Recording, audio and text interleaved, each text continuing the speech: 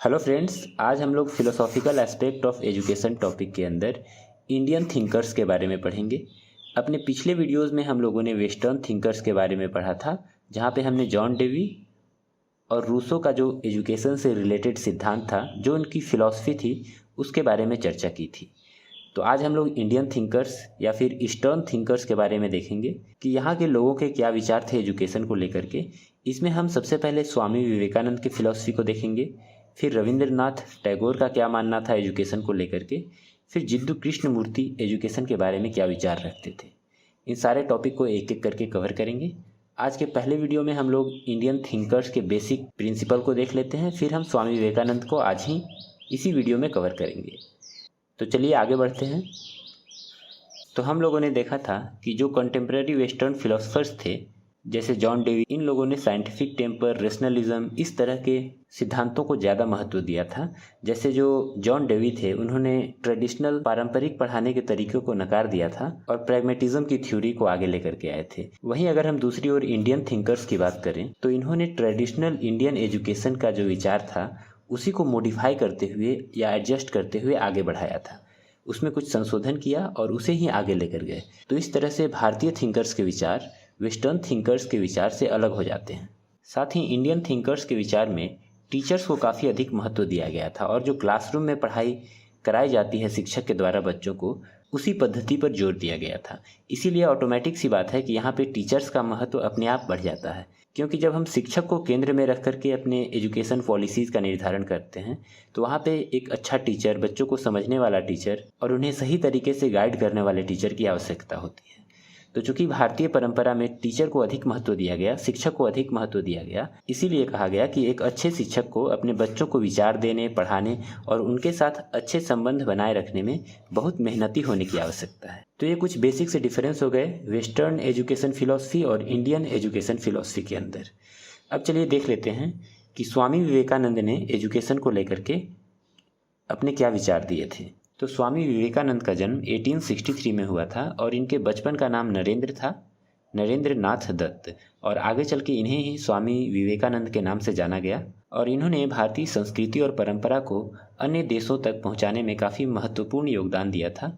जैसे जो भारत का वेदांत दर्शन है और जो योग है, उसको पश्चिमी दुनिया में पहुँचाने में इनका काफ़ी बड़ा योगदान था। जैसे 1893 में जो विश्व धर्म संसद आयोजित किया गया था यूएसए के शिकागो में, जिसे पार्लियामेंट ऑफ रिलीजन्स के नाम से भी हम जानते हैं, वहाँ पे भारत की ओर से भारतीय सनातन धर्म का इन्होंने प्रतिनिधित्व किया था और भारतीय वेदांत दर्शन को और जो भारत का योग का फिलॉसफी है, इससे वेस्टर्न वर्ल्ड को परिचित कराया था।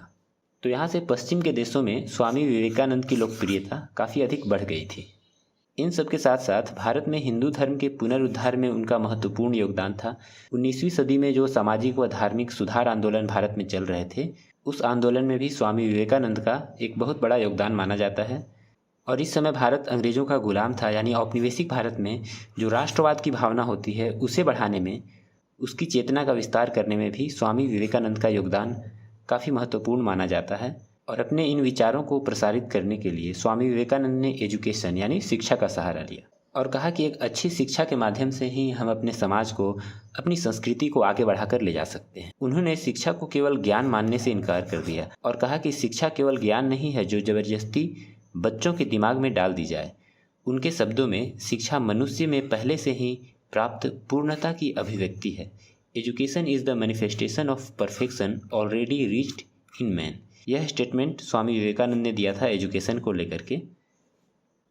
अब चलिए आगे बढ़ते हैं। उन्होंने लाइब्रेरीज़ और इंसाइक्लोपीडियाज़ के महत्व को बताते हुए इन्हें दुनिया के महानतम संत कहा था और साथ ही साथ इनकी तुलना एक दृष्टा और ऋषि से की थी। जिस प्रकार संत, महात्मा, ऋषि ये अपने विचारों से समाज को सही रास्ते पे ले जाते हैं, उसी प्रकार से जो पुस्तकालय हैं यानी जो लाइब्रेरीज़ हैं, जो इंसाइक्लोपीडियाज़ हैं, वे भी एक लीडर की भांति, एक टीचर की भांति काम करते हैं। उन्होंने एजुकेशन को वोकेशनल और वैल्यू बेस्ड रखने पे जोर दिया था। साथ ही ये भी बोला था कि it should never be a money making business, यानी शिक्षा को एक पैसे कमाने का माध्यम नहीं समझना चाहिए। और इन्होंने कहा था कि शिक्षा ही समाज को जंगली से संस्कृति की ओर विकसित करने का एकमात्र तरीका है। विवेकानंद वेद और वेदांत की आध्यात्मिक शिक्षाओं से प्रभावित थे। वेद जो कि पूरे विश्व के प्राचीनतम ग्रंथ माने जाते हैं, उनकी शिक्षा से, और वेदांत जिसमें कि उपनिषद, भगवत गीता, ये सारी चीज़ें आती हैं, इनकी शिक्षाओं से ये काफ़ी प्रभावित थे और उन्होंने युवाओं के मन में राष्ट्रीय पहचान, सक्षमता और सामाजिक निर्भरता की भावना भरने में इन सारी चीज़ों को सक्षम बताया था। यानी इसी के माध्यम से हम राष्ट्रीय पहचान, राष्ट्रवाद, ऐसे मुद्दों को समाज में आगे बढ़ा सकते हैं, लोगों में इनके संबंध में जागरूकता पैदा कर सकते हैं। अब चलिए देख लेते हैं कि शिक्षा पर विवेकानंद के क्या विचार थे। तो इन्होंने शारीरिक शिक्षा यानी फिजिकल एजुकेशन, नैतिक शिक्षा मोरल एजुकेशन, धार्मिक शिक्षा यानी रिलीजियस एजुकेशन, शिक्षा के माध्यम यानी मीडियम ऑफ एजुकेशन के रूप में मातृभाषा को रखने, साथ ही महिला शिक्षा यानी वीमेन एजुकेशन, और कमज़ोर वर्गों के लिए एजुकेशन, जो वीकर सोसाइटी है समाज में, उनके लिए एजुकेशन पे काफ़ी जोर दिया था। तो ये जो 5-6 पॉइंट हो गए, इन्हीं को आपको विस्तार में लिखना होगा कि कैसे उन्होंने फिजिकल एजुकेशन को इम्पोर्टेंस दिया, उन्होंने नैतिक शिक्षा, धार्मिक शिक्षा, महिलाओं की शिक्षा, जो कमज़ोर वर्ग हैं उनकी शिक्षा से संबंधित क्या क्या बातें उन्होंने कही थी। इन्हीं सारी चीज़ों को आप एक एक पॉइंट करके 7 से 8 पॉइंट बना दोगे तो आपका जो क्वेश्चन होगा, शॉर्ट नोट होगा, जो भी होगा इस टॉपिक से संबंधित, आप उसे काफ़ी अच्छे से लिख सकते हो। तो चलो एक एक करके इन सारे पॉइंट्स को देख लेते हैं। जैसे फिजिकल एजुकेशन या शारीरिक शिक्षा को इम्पोर्टेंस देते हुए उन्होंने बोला कि शारीरिक शिक्षा के ज्ञान के बिना आत्मबोध या चरित्र का निर्माण संभव नहीं है। हमें यह जानना चाहिए कि शारीरिक शिक्षा के माध्यम से अपने शरीर को मजबूत कैसे बनाया जाए, क्योंकि संपूर्ण शिक्षा प्राप्त करने के लिए मन और शरीर दोनों का विकास आवश्यक है। जैसे हम बोलते भी हैं कि जो स्वस्थ मन होता है उसका वास स्वस्थ शरीर में होता है। तो इस प्रकार से स्वामी विवेकानंद ने शारीरिक शिक्षा को काफ़ी महत्व दिया। तो इनके एजुकेशनल फिलॉसफी का एक काफ़ी इम्पोर्टेंट पॉइंट हुआ कि इन्होंने फिजिकल एजुकेशन को हमेशा केंद्र में रखा। जैसा कि उनका एक स्टेटमेंट है कि गीता के अध्ययन की तुलना में फुटबॉल के माध्यम से आप स्वर्ग के अधिक निकट होंगे। आप अपने बाइसेप्स, अपनी मांसपेशियों को थोड़ा मजबूत होने से गीता को और बेहतर समझ पाएंगे। आप उपनिषद, आत्मा और आत्मा की महिमा को बेहतर समझ पाएंगे जब आपका शरीर अपने पैरों पर मजबूती से खड़ा है और आप खुद को एक आदमी के रूप में महसूस करते हैं। यानी जब तक आप फिजिकली कैपेबल नहीं होंगे तब तक जो आध्यात्मिक ज्ञान है या कोई भी ज्ञान है आप उसे बेहतर तरीके से नहीं समझ सकते। तो यह फिजिकल एजुकेशन के इम्पोर्टेंस को दिखाता है उनकी फिलॉसफी में। अब आगे बढ़ते हैं। जो शिक्षा का माध्यम होगा या मीडियम ऑफ एजुकेशन होगा उसके बारे में उन्होंने मातृभाषा पर जोर दिया। जैसा कि महात्मा गांधी और रविंद्रनाथ टैगोर का भी मानना था कि मातृभाषा के माध्यम से ही बच्चों को शिक्षा दी जानी चाहिए। तो इनका भी ऐसा ही मानना था। और इसके अलावा एक सामान्य भाषा भी होनी चाहिए जो देश को एकजुट रखने के लिए जरूरी है। इन्होंने संस्कृत लैंग्वेज की भी पैरवी की थी और इसकी महानता की सराहना करते हुए कहा कि यह सभी भारतीय भाषाओं का स्रोत है। इसलिए इन्होंने संस्कृत को भी काफ़ी अधिक महत्व दिया था। साथ ही इन्होंने मोरल और रिलीजियस एजुकेशन के बारे में क्या कहा कि जो रिलीजन है, जो धर्म है, वो शिक्षा का अंतरतम मूल है।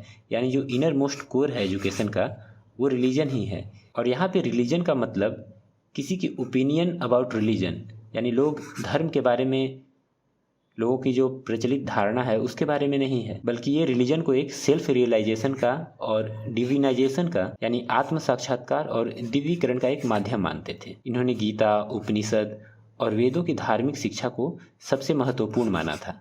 फिर नेक्स्ट पॉइंट है एजुकेशन ऑफ मासेज, यानी जो आम जनता है उनकी शिक्षा को इन्होंने काफ़ी महत्व दिया और बोला कि कुछ चुनिंदा लोगों का व्यक्तिगत विकास हमारे राष्ट्र का पूर्ण विकास नहीं है।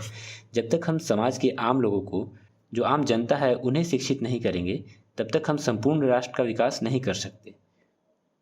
तो उन्होंने जनता की स्थिति में सुधार लाने पर जोर दिया और सामूहिक शिक्षा की वकालत की। नेक्स्ट पॉइंट है मनुष्य निर्माण शिक्षा, man making education. Swami Vivekananda ने भारतीय शैक्षिक दर्शन और साथ ही जो आधुनिक पश्चिम मान्यताएं, यानी जो वेस्टर्न मान्यताएं थी, वेस्टर्न फिलॉसफी था, उन दोनों के बीच एक संश्लेषण यानी सिंथेसिस का काम किया, दोनों को आपस में मिलाया। उन्होंने न केवल बच्चों की शारीरिक, मानसिक, नैतिक, आध्यात्मिक और व्यावसायिक विकास पर जोर दिया, बल्कि महिला शिक्षा की भी वकालत। उनके शैक्षिक दर्शन की आवश्यक विशेषताएं आदर्शवाद यानी आइडियलिज्म, प्रकृतिवाद यानी नेचुरलिज्म और व्यवहारिकता यानी प्रैग्मेटिज्म, इन तीनों का समावेशन थी। जैसे अगर हम प्रकृतिवाद यानी नेचुरलिज्म की बात करें तो उन्होंने इस बात पर जोर दिया कि वास्तविक शिक्षा केवल प्राकृतिक और प्राकृतिक प्रवृत्तियों के माध्यम से ही संभव है। फिर अगर आइडियलिस्ट व्यू पॉइंट की बात करें तो इस दृष्टिकोण में उन्होंने इस बात पर जोर दिया कि शिक्षा का उद्देश्य बालक में नैतिक और आध्यात्मिक गुणों का विकास करना है।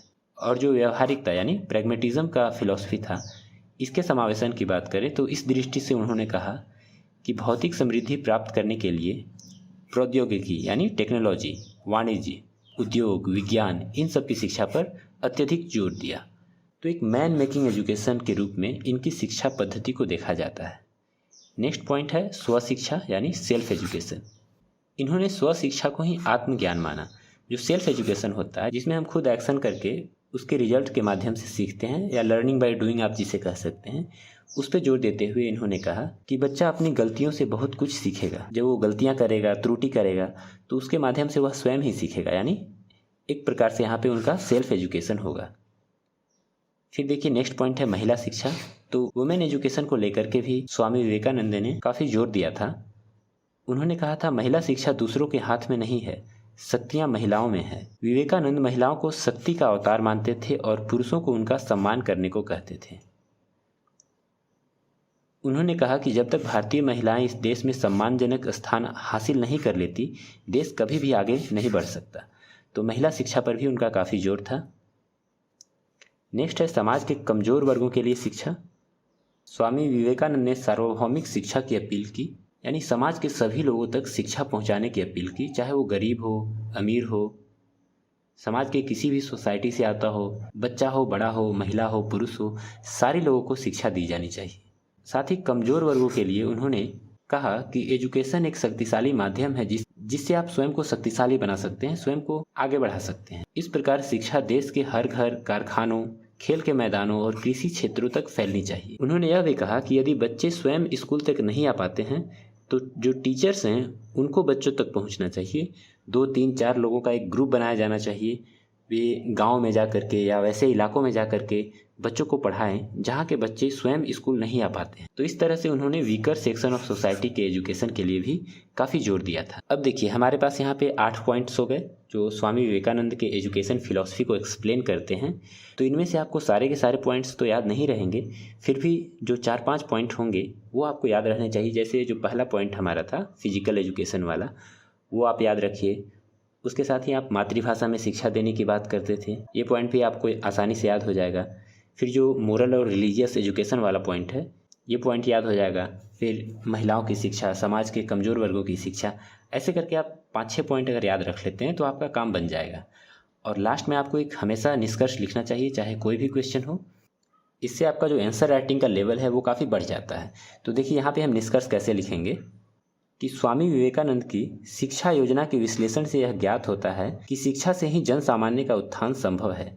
शिक्षा के बारे में उनके विचार उनके रचनात्मक, व्यावहारिक और व्यापक चरित्र पर प्रकाश डालते हैं। यानी कि जो शिक्षा पर स्वामी विवेकानंद के विचार थे, उसके माध्यम से हम उनके चरित्र को समझ सकते हैं। शिक्षा के द्वारा वह जाति, पंथ, राष्ट्रीयता या समय की परवाह किए बिना नैतिक और आध्यात्मिक भलाई और मानवता के उत्थान को मूर्त रूप देने का प्रयास करते हैं। यानी यहाँ पे एक प्रकार से स्वामी विवेकानंद के विचार का यह पक्ष सामने आता है कि वे समाज के सभी लोगों को साथ लेकर चलते थे और सभी को शिक्षा देने की बात करते थे। और उनकी शिक्षा योजना में शांति और सद्भाव के साथ ही एक मजबूत राष्ट्र निर्माण का लक्ष्य भी सामने दिखता है। अब नेक्स्ट वीडियो में हम लोग रविंद्रनाथ टैगोर के बारे में डिस्कस करेंगे। फिलहाल इस वीडियो को यहीं पे समाप्त करते हैं और आप लोगों से एक अगले वीडियो में मुलाकात होगी। अगर आपको हमारा ये वीडियो अच्छा लगा तो आप इसे लाइक करें, शेयर करें और साथ ही आपके जो विचार हैं आप उसे कमेंट्स में ज़रूर लिखें।